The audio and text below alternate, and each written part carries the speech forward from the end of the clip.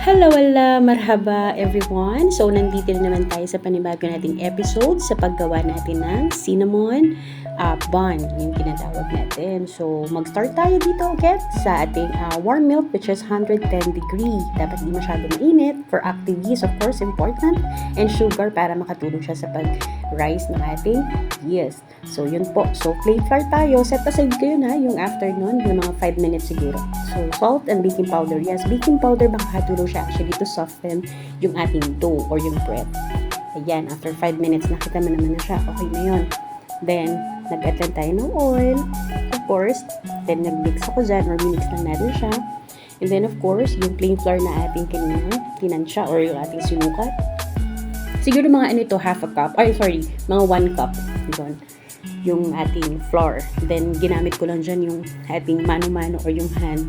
Hindi ko na siya ginamitan ng machine para mas matansya ko yung elasticity ng dough natin. And of course, importante, kailangan meron siyang oil para doon hindi siya mag-dry. So, after 1 hour, dun sa warm area dapat para mas mabilis siya. So, white sugar and cinnamon powder natin para sa ating filling. Ni-ready ko na siya. And then, of course, ito. Kailangan na natin ma-flatten yung ating dough. So, nilagay ko muna siya dito. Yan, pinindot-pindot ko siya dyan para makuha natin yung thickness na kailangan natin. Kasi later on, i-roll natin siya nung ating dough para malagay. After natin malagay, of course, yung filling. So, yun. Nag-form lang ako ng square para mas madali later on kapag na-cut ko siya. So, tansyameter yung ginagawa ko dyan.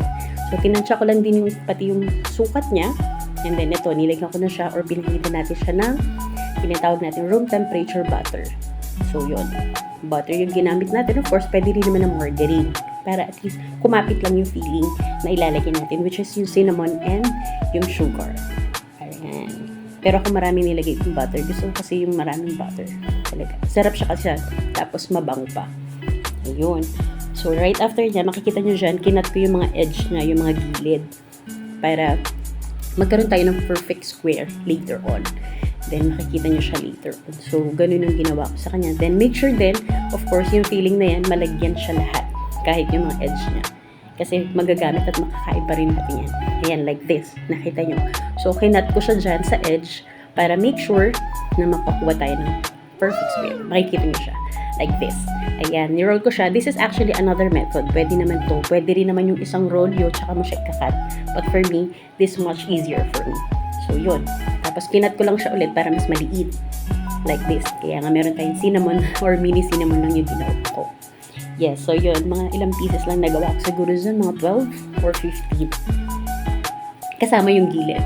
Ayan. After 1 hour, so, of course, bago mo siya ipasok sa oven, kailangan magkaroon siya ulit ng 1 hour rest. Ayan.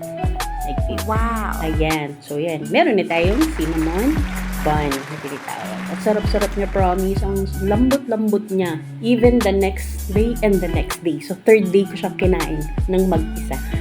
Wala kasi akong katulong kumain yan dito. Ako lang. Yun. So, ako lang lahat kumain yan. Ayan, for 3 days. Yan, next day na yan. So, ang sarap niya i-partner sa cream cheese, promise.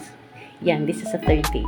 Yun lang po. And don't forget to share. And thank you so much.